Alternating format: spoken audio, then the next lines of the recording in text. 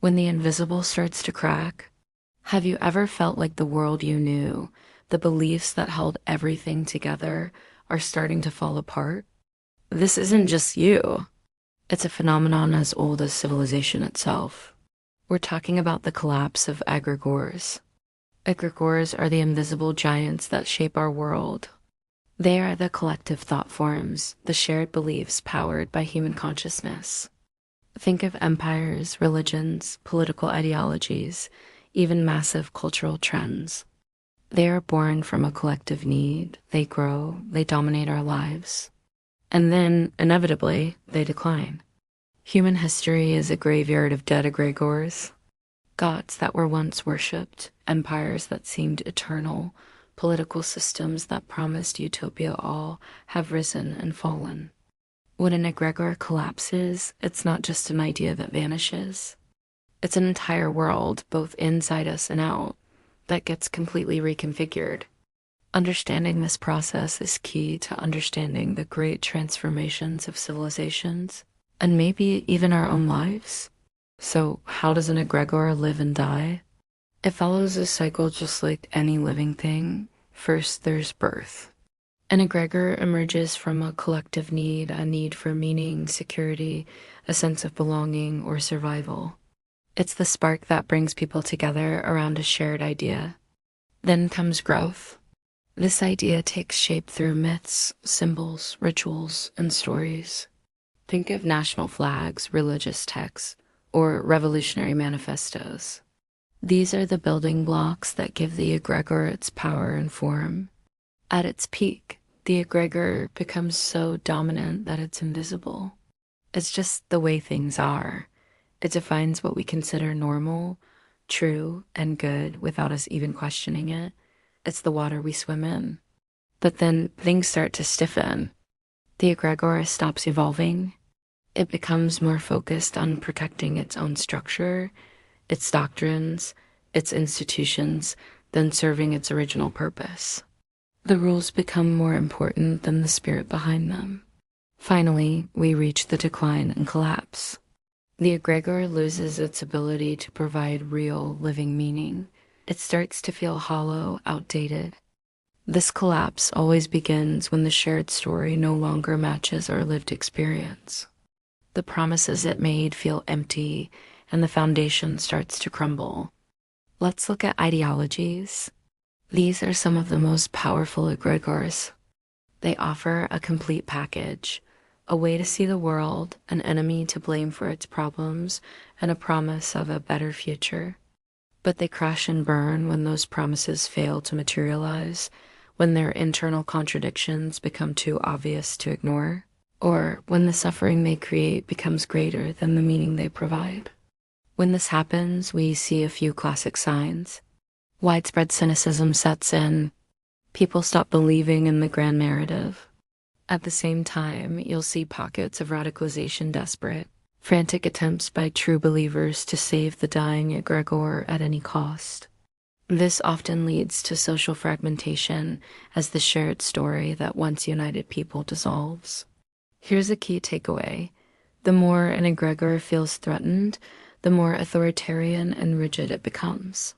The loudest, most fanatical phase often comes right before the final collapse. It's the same with dominant religions. They don't just disappear overnight. They hollow out from the inside first. You start to see rituals performed without any real spiritual experience. Dogmas defended by people who don't truly understand them, and a deep fear of asking questions. The mystical dimension, the direct experience of the sacred, gets lost. When a religious egregore no longer nourishes that direct connection, faith becomes just a social identity. Belief replaces experience, and the institution replaces a living presence. It's important to understand, the sacred itself doesn't disappear, but the container that claimed to hold it has cracked. So what does this feel like for us psychologically? When an egregore that has defined our world dies, it leaves behind a massive existential void. This can be terrifying. It can trigger deep anxiety, a loss of direction, nihilism, and a profound identity crisis. Why? because the egregore didn't just carry ideas. It carried our sense of identity, our feeling of we, and our place in the world. This is why many people would rather cling to a lie that gives them structure than face a truth that leaves them feeling lost. It's also why the periods right after an egregore collapses are so unstable and chaotic. After the fall, we typically see a few predictable phases. First, there's denial. Some people just carry on as if nothing has changed, refusing to see the cracks in the foundation. Then comes nostalgia. This is the tendency to idealize the past, to create a myth of a golden age when the old egregore was strong. It's a longing for the certainty that has been lost. This is followed by chaos. With no single dominant narrative, 1,000 competing stories rush in to fill the void.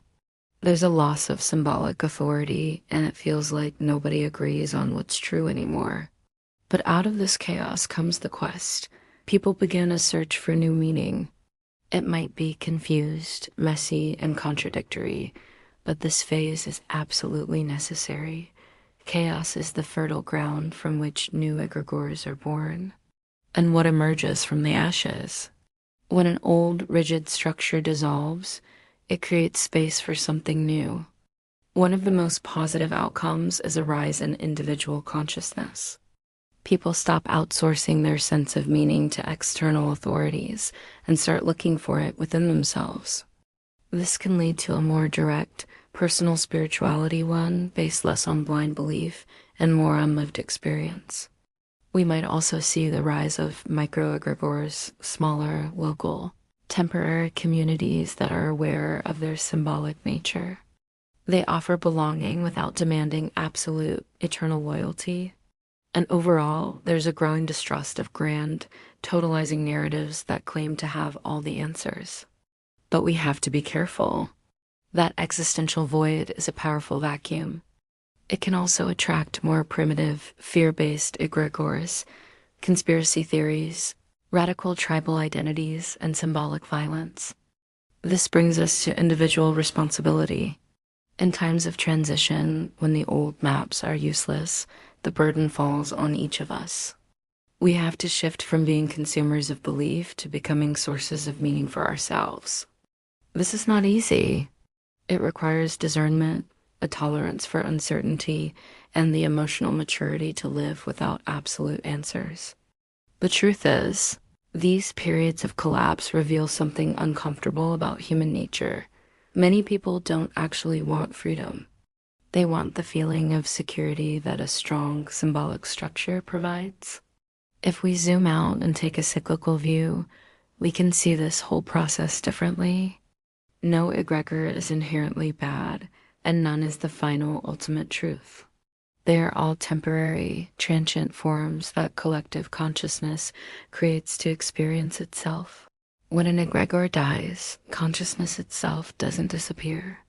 It simply withdraws from a form that has become obsolete and is no longer serving the evolution of life. The collapse isn't a failure. It's a necessary course correction. The death of an egregore always feels like a crisis.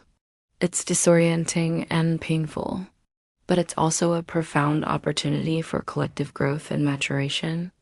Each collapse forces us to ask the same fundamental question over and over again. Will we simply build another symbolic prison to replace the old one? Or will we learn to use these forms without becoming prisoners of them? Egregores die when they stop serving life. What emerges in their place depends entirely on the level of consciousness of the people living through that void. And maybe, just maybe, the next great evolutionary leap isn't about creating a better, stronger egregore. Maybe it's about finally learning to remember that they are all constructions, useful tools, not ultimate truths. Thanks for watching. If this resonated with you, consider subscribing for more explorations into the hidden structures of our world. See you next time.